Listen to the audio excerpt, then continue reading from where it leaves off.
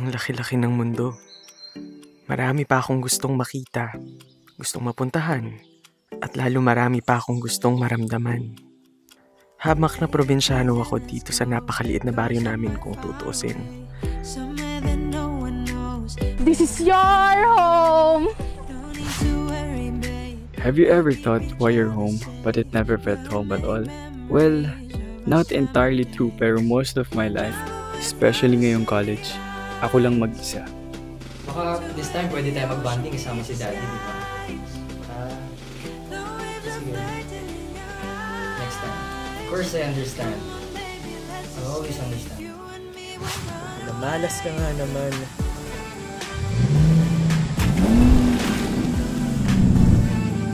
Putik! Sino ka ba ha? Maybe you should watch where you're going next time. Stupid.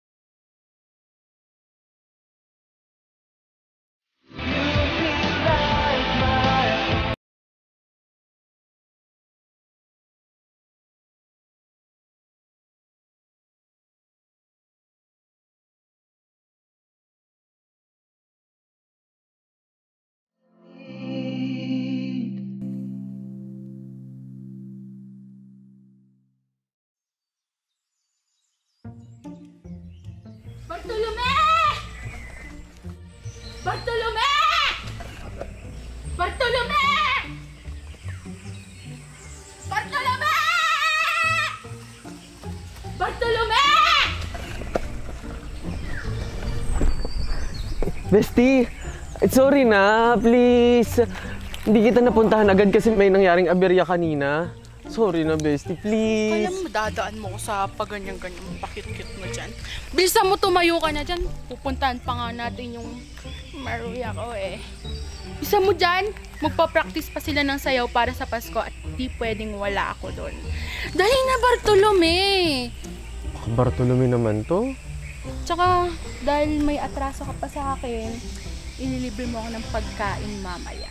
Gutom ka na naman, may nakasabit nga dyan sa'yo. Hindi ka na, mahuli na. Ito parang kabayo. Tara na nga, sabi mo? Oo, magpapalit pa ako. Samahan mo ako, malilate na tayo dun.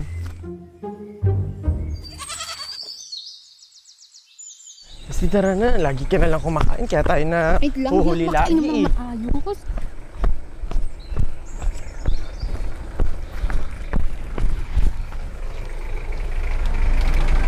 Uy, ano? Okay ka lang? Bestie, wala na? Alin? Yung sasakyan. Ano ba kasing nangyari sa'yo? Naalala mo kanina, hindi ako nakarating agad sa usapan natin. Kasi may dumaang sasakyan, may mayabang na driver, tapos tinalsikan ako ng putik. Ha? Eh, anong ginawa ng driver? Eh, di wala. Tinawanan lang ako, tapos umalis din agad. Tapos? Malala pa nun, bestie. Nasiraan ako ng tsinelas. Napakaswerte ko, di ba? Mukhang di taga rito. Napakayabang kasi, nakasuot pa nga ng shades. Walang hiya pala yun eh. Napakakapal ng apog. Naku, sinasabi ko sa'yo talaga sa'yo. Pag nakita ko yan.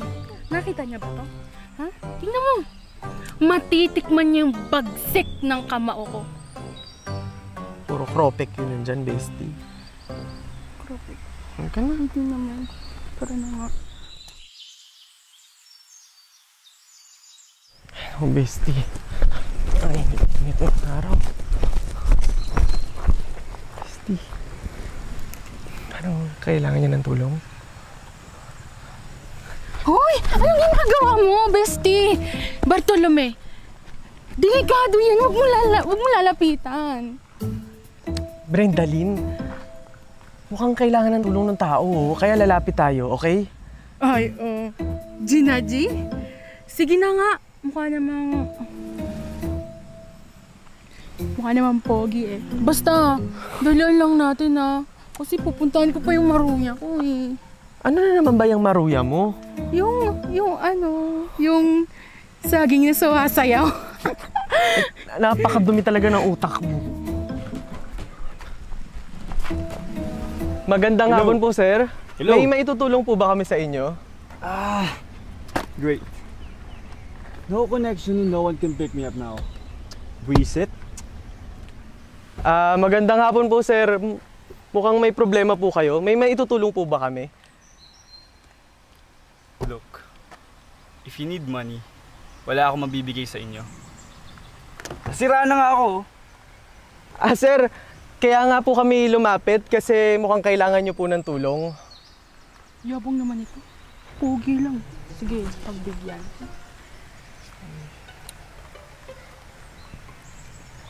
Anong sabi mo, miss? Narinig kita. Narinig mo naman pala eh. Tatanong ka pa.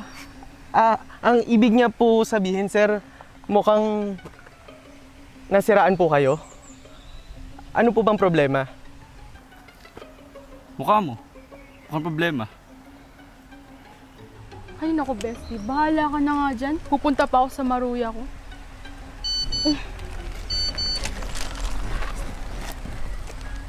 Sakto. May practice sila ng sayo ngayon. Hindi pwedeng wala ako dun, bestie Bye, bestie. What a funny girl. Wait. Why do you look so familiar? Have we met before? Ako, sir? Nako, hindi po. Ano po bang sira ng ulo nyo? Ay, nung sasakyan nyo po pala. Bigla na lang ayaw mag-start eh. Mukhang natuluyan nung dumaan ako sa luba kanina. Salamat to, mabait ako. Are you okay? Mukhang malabo na po itong maayos ngayon. Magagabi na rin ho eh. Nga eh. I have nowhere to stay. Hassle. Malapit lang po ba kayo dito? Kasi pagpatak ng gabi, nasabihan na po ba kayo na may mga gumagalang aswang? Uy, wag naman! Ganyan ba talaga yung ugaling Manilenyo? Napaka-presko. Sila na nga yung tinutulungan. May alam ka bang hotel na malapit dito? Sir, hotel? Hindi niyo po ba nakikita tong kalsada namin? Wala nga pong semento eh. Hotel pa kaya? I have nowhere to spend the Pero night. kung si tatay ang makakakita dito, sigurado akong di niya to papabayaan. Lalo ngayong magpapasko pa. Gusto niyo po bang makituloy sa amin? What? Why the hell would I do that? Mamaya niyan, serial killer ka pala. Alam mo, ikaw na nga tong tinutulungan, ikaw pa tong... Alam mo, bahala ka dyan. Buling ka sana ng aswang, mukha ka rin namang aswang.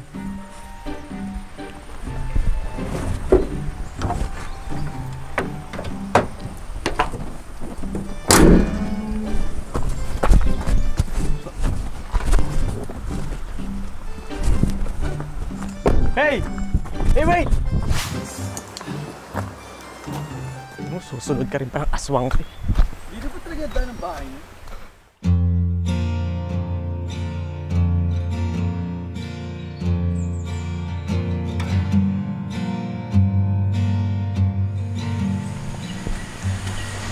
Uy, tuloy ka, tuloy ka. Akit ako? Safe ba dyan? Tara, pasok ka. Is this your home? Oo. Bakit? May problema ba? Ano to? Ayan yung sahig, pwede ka dyan matulog. Bibigyan na lang kita ng kumot. Tsaka itong unan.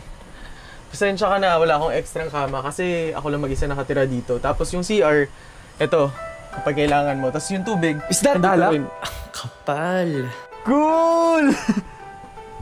Bro, you know what? Tara, inom tayo. Kapal talaga. After today, I need an effing drink.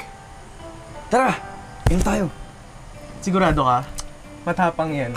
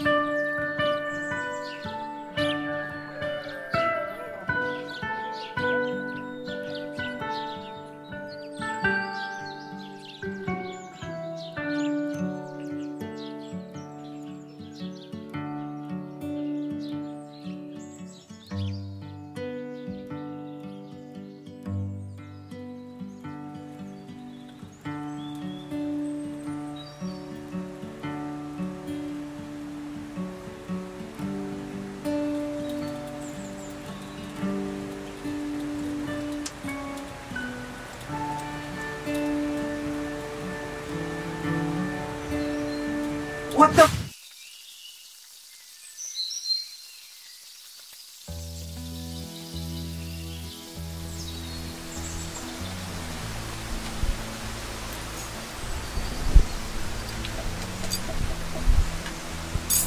Tigas ng sahig sa taas. Paano ka nakatulog dun? Wow! Concerned pa siya. Pagkatapos mong agawin kama ko. Alam mo, kumain na lang tayo. Nagluto ko niyang itlog, tuyo tsaka sinangag. Buti na lang maaga ako nagising kahit napuyat ako kagabi. Napuwet ka rin kagabi?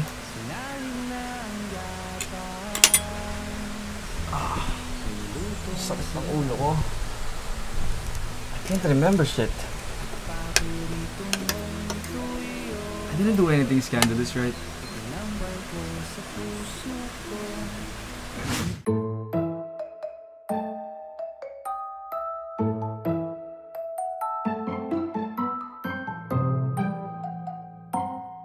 Oh my gulay. Wait, what's tuyo? I don't think I've ever eaten that. And do you have sunny side up? Because I don't like it when it's scrambled. May lason ako para sa mga peste. Baka gusto nito. Alam mo, masamang tumanggi sa grasya. Kumain ka na lang. Fine. I'll eat the egg and fried rice. Sinangag. Whatever. It's still fried rice. Annoying.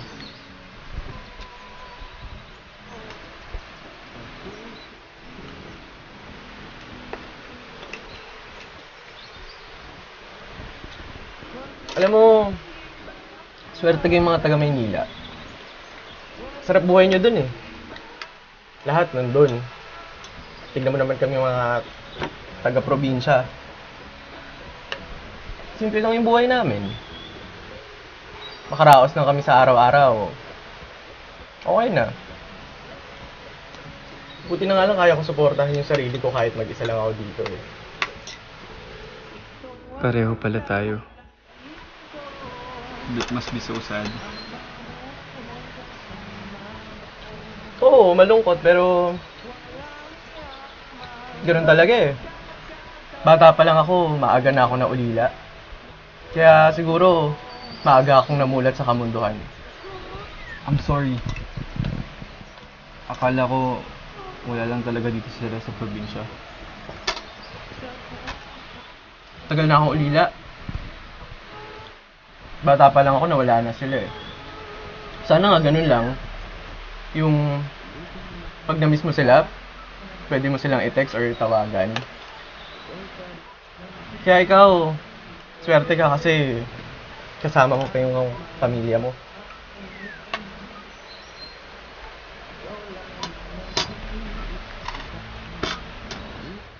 Kung alam mo lang.